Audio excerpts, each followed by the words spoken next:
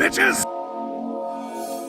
Warning, warning, if you are offended by swastika flags, World War II era German soldiers, and angry little dictators, albeit digital versions, then please click off this video and move on.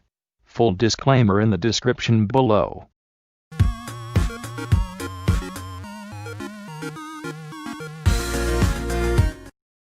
Episode 5, 1992. I'm back. Wolfenstein 3D.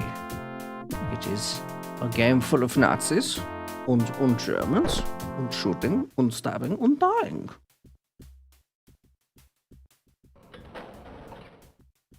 Yeah, I didn't play this when it was released because I was pretty young. I was only, 5 years old? But I think my first experience was going over to a friend's place who had it on demo disc. I think 1997-ish, 96, something like that. I distinctly remember one of my more recent than that memories, but one of my biggest exposures to the game for more than a few minutes was actually when I was in Scouts. They had an old 386 tucked away in a storehouse, and they had the shareware installed on that. So I've got to admit, even today, I still haven't actually played through the entire game. So there's bits of the story, if there are stories, that I'm missing. But the basic premise, at least from the first episode, which is where the shareware was, is that you're an escaped prisoner after getting captured by the Nazis. Prisoners? Impossible. There's never been an escape from Starlock 13. Calm down, Colonel Clink. This isn't Starlock 13. This is Castle Wolfenstein. So you're at the bottom of this castle, which for some reason has been turned into a military base, and you've got to escape. Following for the success from Commander Keen, id Software decided to take a kind of more violent turn. And the idea of the game was actually based off a really old DOS game from a company called Muse Software. The best thing about Nazis is it's very easy to draw a line between the good guys and the bad guys.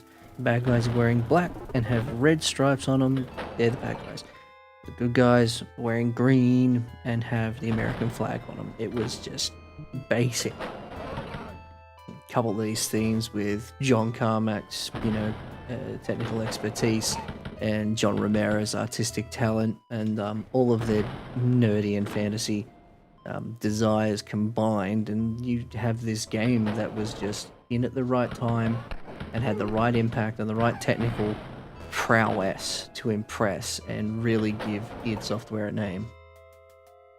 Now, id Software is going to feature pretty heavily on this list because I was young at the beginning, and I was a young teenager, close to teenager, when id Software hit their prime. And even now, although John Carmack and John Romero have left the scene, id Software is still making fantastic games, as experienced with Doom Eternal. So, anyway, back to the game. Gameplay was pretty simple. There was no up and down. The basic ray tracing technology they had limited you to what's in front of you, and that was it. It wasn't until the next game that they made that they could give kind of elevation to it.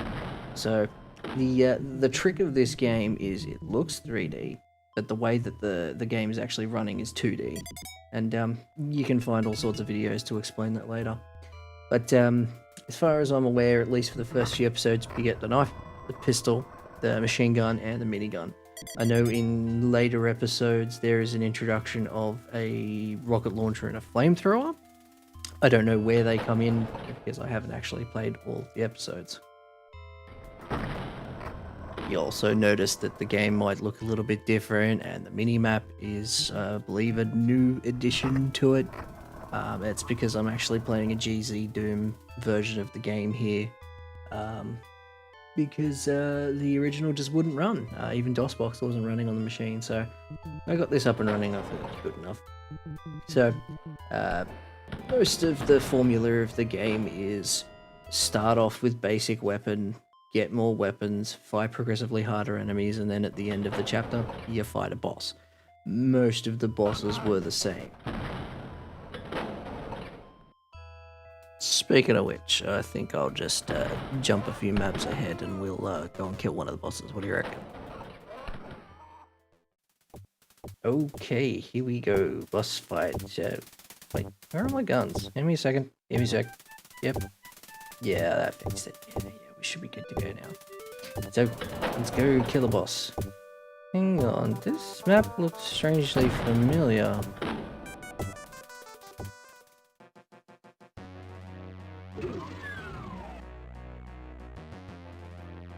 Next episode, foreshadowing. So, yeah, I thought I recognized this.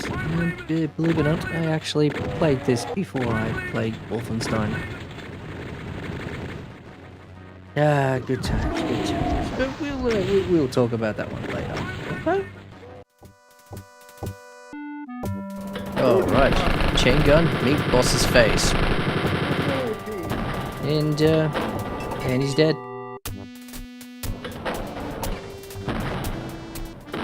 Now, unfortunately, the Z Doom doesn't show the actual animation, but you see BJ jump up and cheer.